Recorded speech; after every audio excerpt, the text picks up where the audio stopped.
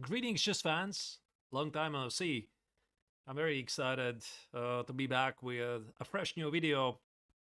As you can see, I'm not in my usual location because I'm making this video as of 29th November of 2025. I'm in Stockholm in Sweden, where I'm participating in the 2025-2026 Swedish Team Chess Championships, or also called as Elite Syrian. Now, this is one of my absolute favorite team events because I'm playing in some other European Team Chess Championships. I'm playing in France, I'm playing in Germany. I used to play in Finland, Denmark, Serbia this year. I played in many countries, but Sweden always has had a soft spot in my heart. Not only because it's very close, like it's a very short distance to fly from Riga to Stockholm, basically right over the sea. But I have a lot of friends here, and it's usually a fantastic setting. So that's why it's not a big surprise that I've been waiting for this tournament to start once again. And I'm playing for my team, Stockholm Rockaden, uh, the most decorated team in Sweden, many times Swedish champion. And we won with the team 3 times in a row in the past seasons, 3 past seasons, and I was one of the best scorers of the team. So, yeah, wonderful setting to be in. And this year it's a brand new season, obviously, and it's a round robin tournament of 10 teams. Each team has 8 boards, and only 2 foreign players can be allowed to play at a time. So I'm one of the players for the team, and the other one is Jon Ludwig Hammer, the guy you probably know. So yeah, we're looking forward to score our 4th championship title, and this was the very first game of the first weekend. So there's like 3 weekends. Every weekend we play 3 matches. So now in November, I think the next weekend is in January, and then the final weekend is in March. So this is how it typically goes. Usually it's in Stockholm. We play in a nice hotel, conference center. So beautiful setting. So I played a game, the very first game. But before I delve into the game, I would like to remind you that right now there's something special going on. And I already mentioned this in my uh, previous post on YouTube. Is that on Chessable there's the greatest sale of the year currently going on. And 4 of my 5 courses have been discounted. So if you haven't got a chance, check them out. I'm going to leave the link in the description. There's a massive interest right now. I haven't seen such interest all year long. So yeah, trust me when I'm saying this is the best price you can possibly get for the courses. And yeah, maybe you find something useful. Anyway, so in this game, my opponent was Christopher Krantz, rated 22-28. I decided to use the knowledge from my upcoming Chessable course. As you probably know, I'm writing my 6th course, which is Reti Simplified from the White's perspective. I love the course, I love the lines, and I have no doubt to believe that it's going to perform really well. And that's why it's not a big surprise. Of course, I'm playing the Reti and see how it goes. So my opponent opted with d5, one of the main continuations. I played g3, and he responded with bishop g4. Now, this bishop g4 is covered chapter number... God knows what. I think it was chapter number 3 or 4. Okay, I don't remember because I don't remember the order of the chapters, but I'm going to have 6 chapters as of the moment, unless I'm going to split them in more. But one of the chapters features exactly this. So black wants to play stuff like c6, e6, knight e7, knight f6, bring out the last bishop, and have a solid game. So I play bishop g2. He plays e6. Now, the move order here actually is pretty tricky. And one of the reasons why e6 is a pretty smart move order is that black maybe doesn't want to play c6, knight e7, as you would think in this position, but he reserves the option depending on what I'm going to do. In some point, play c5 for knight c6. So, I mean, ultimately, maybe it doesn't really matter. It's a move. That's all you should know. And I really love this move h3. And, oh, sorry. And the move h3 I first included in my Chessable course, the kings in an attack in 100 variations from the white's perspective. And I think it's a very useful addition for some point later. Because if black takes on f3, I can take with the bishop, I can take with the pawn, then play f4. I can do basically whatever I want, but I have the bishop pair. So that's why it's very common for black not to give up the bishop for like seemingly no good reason. And very often people retreat. But this is where black starts to face some issues. So in the aforementioned course, the kings in an attack in 100 variations, I was mainly going for the Kia setup. Should castle, d3, knight e2, and e4. But the idea, the setup of the Reti Simplified is I have to play c4. Because in a traditional sense, like we could argue what makes the Reti opening as a Reti opening. Is it knight f3, c4? Is it just purely knight f3? But I think it's mainly knight f3, c4, and g3. So you can play with the move order however you want. Maybe it doesn't really matter. This is the soul and the essence of the Reti opening. So I play c4. I want to play queen b3. And I think it's quite dangerous for him to take it because now you see in these positions the bishop for black is a bit disconnected from the queen side. So of course you need to watch out for queen a4, queen c4. Now maybe g4, bishop g6, and knight e5 could be a problem. I win the bishop, I open the along the diagonal, and black has some problems. So I'm not afraid of this. And of course that's why he plays here c6. And I played a should castle after some thought because I knew what I'm going for. In the course, I was not entirely sure am I recreating the correct move order, but the big idea is that I want to play queen b3, hit a pawn on b7, he plays queen b6, and I play d3. Now, that's the idea in the course, but it is with the short castle and knight f6 included, and I just didn't know if this is the same. And I'm looking at this line. What if bishop b4 check makes a difference? Like, I don't want to trade the bishops because I'm losing my bishop pair advantage. I don't want to move the king either. And if I'm playing knight c3, what about d4? Yeah, d4 could be a problem. Okay, d4 here is not an issue because I can take it, queen b4, and I'm just winning a pawn. But you probably get what I'm aiming at, right? So I was thinking, wait, what if he just takes an f3 first? Take an f3 and plays d4. And I saw this, wait, I cannot do this, right? Because if he plays a3, he takes with the bishop on c3, and my queen is hanging. So I cannot save the piece. So I dropped the line. But as it turns out, I can go here. It's quite a sensational idea. I just play a should castle. And now the point is, if he takes it, there's bishop b3. And just like that, he has problems to defend the pawn on b7. It's insane, if you ask me. So he goes here, I take it, I play queen b7, I win the game. Okay, obviously he doesn't have to do all of this, but like, I didn't even know this idea exists. So basically the move order doesn't really matter, I can do this as well. I can play queen b3, d3 without castling, sure, I did not know that, now I know. So I played a should castle, which adds a bit more changes to the position because he can still grab the pawn on c4. Now with the pawn on c6, now this is an option. And I recalled from the course I had a line where I'm playing a4, stopping b5. He plays knight e7, I play knight a3. So if I grab the pawn, I grab the center, I'm definitely better. So b5 doesn't work, knight b6 doesn't work because of a5. I mean, this is pretty clear. He cannot protect the pawn, so he has to take it, he has to go here. And now the core idea, and this is what I remember during the game, I play queen c2, should castle, and I do not take on c4.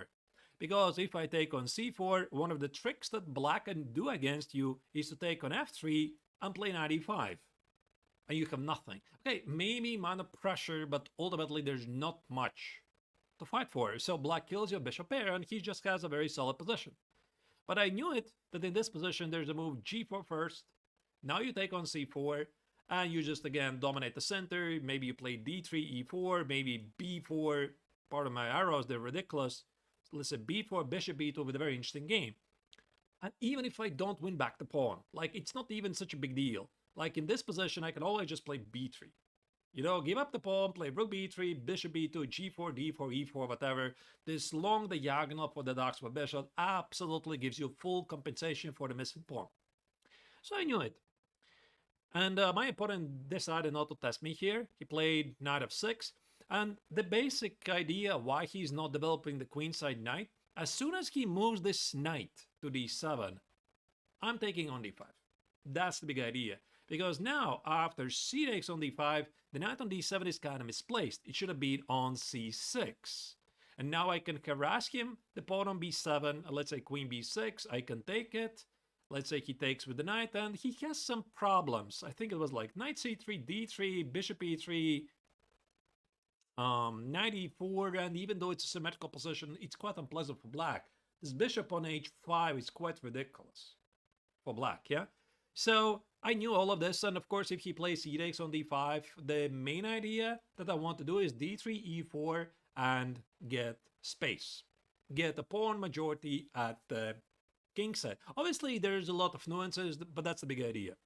So this is the reason why he doesn't rush with knight e7. He plays knight f6, so that in case I play c takes on d5, he can take with the c pawn and put the knight on c6, right?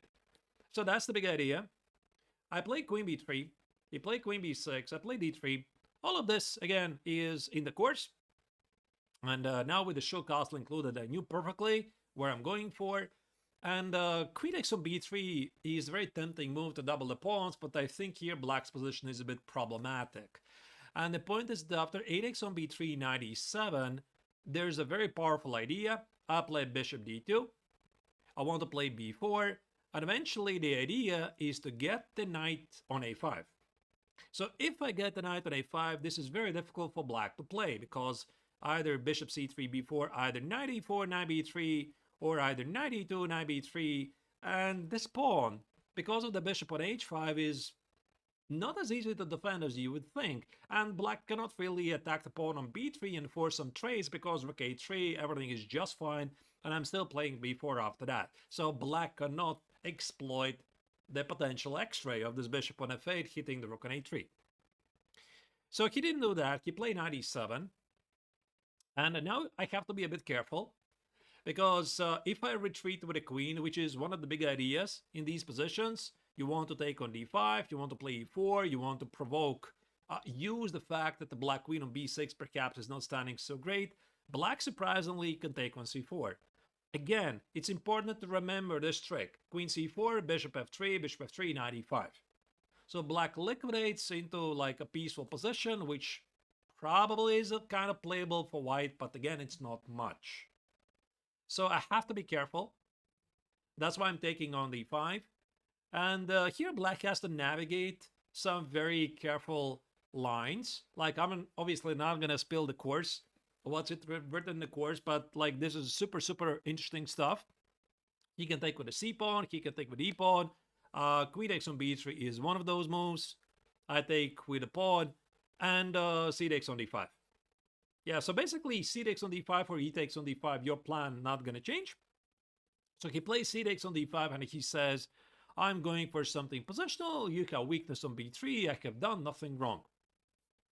And here, what is really fascinating about this position, black very often thinks that I'm going for the bishop pair, because that's the essence of the Reti. Like black is expecting, I'm going to play g4, bishop g6, and knight h4, because this is how you're supposed to play. Yeah, you're supposed to get the bishop here and then do something about it and slowly open up the position. But this is not what my course is all about. So my course is all about shutting the bishop on g6 from the game. So this is the correct move order. I slightly mix up, I play bishop d2. Like I thought I'm still following the recommendation of my own course, and I forgot that he can simply take on f3, which by the way, my opponent did not do that, because now he has knight e5 and knight c6. And now that I play this game, I know how it feels to play from the white's perspective, and I will have a bit of personalized experience I can add to the course. So this was very useful for me to play the game, so that now I can explain a bit also from the white's perspective, having it played it myself, and black is like perfectly fine, and the knight on c6 stands exactly where it should be. So the position is equal, but yeah, I mean, obviously I would still play. But again, I mean, this bishop takes on f3 is such a difficult move to make because black just committed to bishop h5. Black explicitly said he does not want to play a position down the bishop pair. And for him to understand that he has to give up that tempo, take on f3 and again spend 2 tempos to rearrange the knight on c6, it's very difficult. So he missed it. He played a6. I played b4, which again is inaccuracy. I should have started with g4. And after the game, I realized that I simply mixed up my own prep. So I play b4, and there's a difference here, which only here actually during the game I realized that something is wrong and he can take it and play knight e5. So I saw this line, he plays knight c6. Otherwise, you know, I'm just gonna play like the next move, knight a3, b5, or knight c2, protect the pawn on b4, so he doesn't really have a lot of time. So he has to do this, play b5. Obviously, he cannot take on b5 because there's a pin on the rook on a8. So he plays knight e4. And now what? The pawn on e2 is under attack. The pawn on b5 is under attack. And what really worries me is this threat knight b3. Like, I'm about to lose my bishop pair. So e3 is not working. Knight c3 is just knight b3. Everything just trades. I'm not better. So I saw that I could take on a6. And there's a very cute line.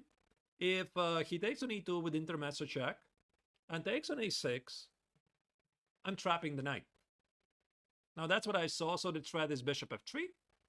And after d4, I just go back.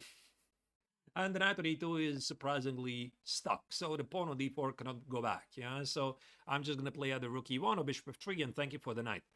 So this was a pretty cute line. And he cannot do that. So he would have to take on a6 or b takes on a6. I'm not really sure.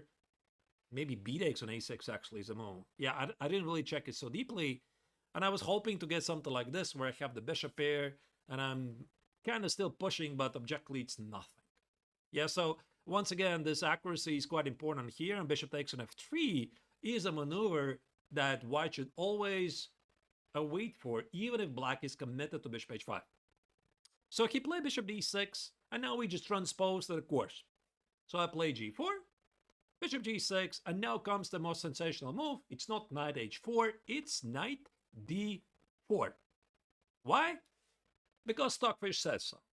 And Stockfish's idea of knight e4 is you want to play f4, you want to play f5, and even without the f5 move, the knight on d4 is fantastic. Like, it's a fantastic outpost for the knight. It controls all the board. And black is a bit cramped with the pieces. So he could not really play e5. There's probably the simple knight f5, and if you take it, knight c3 is going to be an issue, and this long diagonal is going to open up very quickly. Okay, maybe not knight c3 because bishop b4 is the thing, but opponent e5 is quite loose. On top of that, of course, I can always just play knight b5, hit the knight, maybe play g5, collect the pawn on d5 with the bishop. So there's many opportunities. And this is one of those fascinating moments which I think that many players do not understand, even competitive players. When you have two central pawns, they're not necessarily strong pawns. It's all about the support you can give them, and black doesn't have the support. Yeah, and I was thinking actually about this. I could make a separate bootcamp about it, or like a video when having two central pawns is not as great as you would think. Obviously, he didn't do that. He played the show castle. I thought that h5 was interesting. So I would play g5, knight g8, but I felt that it's very risky for him to play this. Because first, I can play f4, knight e7, and e4. So I'm threatening to grab space, and I'm not really sure if this works. Maybe it works, maybe it doesn't work. I mean, his king is stuck in the center. It could be knight b5 for all I know.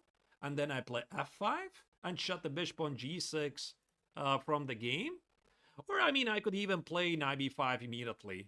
Yeah, like here. I could play knight b5, you go here, and at least I have some pressure with the c4, or maybe rook c1, and he's just completely tied at the queen side. So that was my idea, and I thought it's very difficult for him to find this move. So he didn't do it. He played show castle, f4. And I knew it. I knew it that Engine says here that I'm better because I have this position in the course. I knew all the core ideas. That one of the big ideas is to play f5 and weaken this pawn. So that's why he played rook e8 to have some counterplay.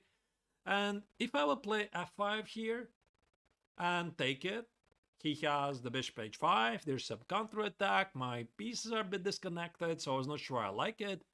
And I saw I have g5 here, which is a weird move, but it just leads to some chaos. And again, I was not sure if this is any good, but I knew that Engine sometimes favors this idea for white. And then I had another idea to play either knight a3, knight c2, or the second idea was bishop c3, knight e2, knight b3, and knight a5. But why I rejected bishop c3, I thought that he has to play e5, which looks very risky because now the pawn on d5 is quite loose. So I take it, and after bishop e5, I was not sure, the pawn on e2 is a bit difficult to defend, and yeah, maybe rook f2, what if he goes back, and bishop f3 is not where the bishop is supposed to be, and I just quite didn't feel it's a logical follow-up. So that's what I did. I played knight a3, and I thought now there's obviously no e5, because if he does this, I take on e5, and after bishop e5, I put the knight on c2. So the knight on d4 protects the pawn on e2, and the knight on c2 in return protects the knight on d4. I can play bishop c3, I can play g5, I can collect the pawn. So it's very difficult again for him to do this, even though the engine says he has to do it like this, knight f8 and not be afraid of g5, which again is difficult to understand. But even in this position, by the way, Stockfish says I can just play bishop f4, trade off his most active piece, and here black is suffering. For example, let's say he makes a bad move and he takes on d4, it's a nightmare for black. Like, these pieces are completely static. Like, my knight on d4 is a god. The bishop on g2 has a pressure against the pawn on c5. I'm threatening g5, collect the pawn. I'm threatening rook c1, rook c5. And how on earth is he planning to bring those minor pieces to the game? Like, it's not very clear. Maybe I could even play king h2, king g3, h4, h5, whatever. So there's a lot of freedom I have. So he didn't do that. He played rook c8, which I thought was the natural move. And now I was pondering between the choice of bishop c3 or knight c2. But what I understood, most likely, is that my opponent is not going to play e5 because it weakens the pawn on d5. And if I was him, I would start rearranging my pieces. So how would I do that? I would probably play knight b8, knight c6, bring the knight to d7, and maybe save the bishop with something like f6, bishop f7. This is what I would have done. So that's why I played knight c2, and I thought if I play knight c2, now for him, knight b8, knight c6 is so much difficult to play, because it just feels pointless. The pawn on b4 is defended, the knight on d4 is defended, so why is he doing this? So again, there were some mind games. For example, if he goes here, I thought I can just go here. He plays knight c6, and I can maybe play bishop c3 and go e4. So why did he waste all of the time to rearrange the knight on c6 to do what? I suppose to trade up some pieces, right? It was not easy for him. So he played h6, which is a pretty decent move, just in case he gets ready to escape with the bishop. And I think around here, in the course, my line finishes. And I vaguely remembered that Engine likes some b5 push for some reason. But again, I didn't really analyze it very deeply why.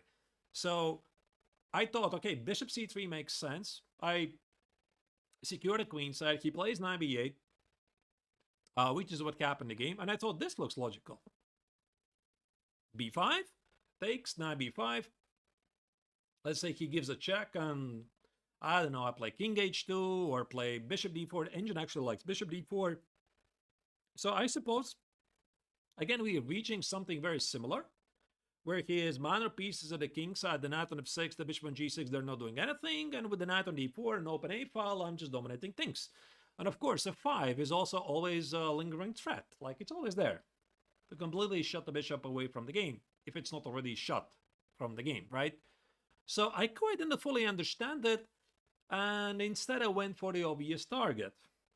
And this is why I'm also going to update, obviously, the course, and I'm going to say that this is probably not the best plan. So my idea was to play e4. That's the big idea. I want to play e4. And I was expecting it's going to create some kind of response from my opponent. Like, if he plays e5, okay, fine. Then we take it. That's a target. We can play this forever. Improve the knight somehow. I don't know. Bishop f3, king g2, knight e3, whatever. Apply pressure, apply pressure. My pieces are positioned really perfectly. So I was expecting this. And I thought that if he plays something like knight c6, okay, e4 maybe is a thing, but I need to watch out for, let's say, takes, takes, takes, takes, and e5. So I need to understand what is this. Am I not weakening my pawns too much, even though there might be knight f5 and whatever happens. Yeah, the position opens up and it feels like I'm perfectly positioned for the action, which is about to unfold. But I thought that after knight c6, I could at least play knight b3. And e4 is basically unstoppable. So I'm about to play e4, and if he plays e5, we go back to the same idea. Let's say takes, takes, and I can even put back the knight on d4, whatever. Yeah, maybe there's something better, like maybe put the other knight to d4. Maybe this makes more sense, and I'm still having the same pressure. But actually, Engine says it's not a big deal, because Stockfish says you can just play bishop h7, and after e4, you can just take it, play bishop f8, and apparently it's nothing for white. Can you imagine? Like, Engine said this is nothing for white. I thought, like, f5, like, the bishop on h7 is totally out of the game, and I'm pretty active with the queens, and I'm definitely better here. Stockfish says no, it's equal. This position is equal. Like, I have a very hard time to believe it, but I suppose I'm just not in any position to do anything immediately, and he is about to solve the problem of the bishop by king h8, bishop g8, f6, e5. It's crazy. So I came to the conclusion after the game that rook e1 is just the wrong idea. Like, e4 is the wrong idea. I mean, black reacts accordingly, and I have to play the queens, I have to play b5.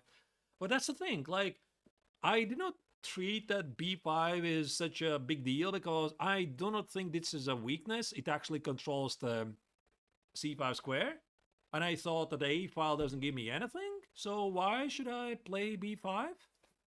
But that's what Engine suggests. So anyway, I play rook e1, he played knight e7, and I instantly felt the knight e7 is wrong. It's just wrong because, like, all of his pieces are suddenly disconnected, and like within 10 seconds I saw the continuation. So I saw that I'm playing f5. He cannot take it. G takes on d5, bishop takes on d5 is the thing. If he goes here, I take it. Maybe he can try to complicate some stuff. I thought I can just go back, rook d1, whatever. He wins the pawn on e2. Like, I saw this position from afar. Like, he can take it. I can play knight e4. I collect the pawn on b7. Two bishops, whatever. I'm just doing fantastic. Extra pawn. But on top of that, of course, I can just sacrifice the exchange. Like, takes, takes, and play bishop d5. So he wins the exchange. I have two massive bishops. I have two center pawns. The bishop on h5 is out of the game. Should be over. Like, this should be over. And the knight on b8 for black is also completely disconnected. So he didn't go here. He played bishop h7. I suppose completely unaware. And I immediately saw, of course, that after takes, takes, knight e6 is lights out. So to me, this was very basic puzzle. And now the point is, there's no continuation for black. Because after rook e6, I play bishop d5. Rook e8 is just knight e4. Look at this knight on c2. Conveniently, it's placed to increase the pressure against this knight, this rook. There's no knight c5. This knight is helpless, and after knight f8, I just take it. I just take it f8, take on e6, two extra pawns, completely dominating position. So I was hoping that my opponent is gonna go something like here. That he's gonna go something like bishop g3, try to complicate stuff. And I already found some checkmate ideas, like I can try to take it. Bishop takes on d5. Of course, I can just remove the rook. Bishop takes on e1, and I felt that there's probably a mate. somehow, like takes perhaps, or knight g5 check, king h8, knight f7, king goes here. I want to deliver a checkmate on g7. So yeah, so something what I saw along the lines was like takes. I want to use the bishop to deliver a mate, but it's currently under attack. But let's say even this. There's rook c3, by the way. Yeah, so I have to be a bit careful. But anyway, I mean, this is completely winning, and there's no need for me just to take on d5. I can play rook d1. Doesn't really change anything. Takes, bishop d5, rook e8, knight e4. Same stuff, knight f8, rook f8. Yeah, so same stuff. Doesn't really do anything. And what happened here is that after knight a6, I went up. I got up, I started to walk, I came back, he resigned. Yeah, that's how the game finished. And okay, I'll take it. Like, this was not the most cleanest game I ever played. I'm still quite satisfied about it. Like, I got to test how it feels to play this setup, the Reti with bishop g4 myself. Now I can add some more personalized experience. And yeah, my opponent unfortunately blundered in a difficult position. Like, the position already was quite unpleasant. And yeah, I felt good about it. All right, that being said, probably as you're watching, I'm playing the second game. Maybe it's already over, because the second game starts today. As of the moment when I'm recording the video, it's supposed to start in 3 hours at 2 p.m. Swedish time, Central European time, to be honest. And I'll be playing with the black color. Hopefully I get to test more positions. And this is where I get also to show some of the preparation I had for the FIDE World Cup, because not everything I could show. And of course, some of the things that I'm doing for the upcoming Chessable course. The principal part of the theory is over. I mean, I have written all of it. I'm going to make some tweaks, like I'm going to include this game, of course, as a model game, just to highlight that you see it works against title players.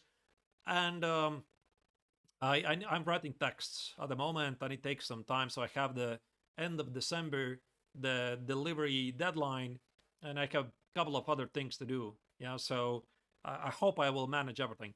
Either way, I hope you find it instructive and useful. Again, reminder about the Black Friday sale. I think it finishes on Monday, so go check it out. And there will be 2 more games reviews coming from the Swedish Elite Syrian. So if you like the video, you know the drill. Press like, leave a nice comment. What's your experience about the Reti? And of course, if you're not yet a sub, I would really appreciate if you're part of the community and would just smash that subscribe button. So thank you for watching, and have a great day.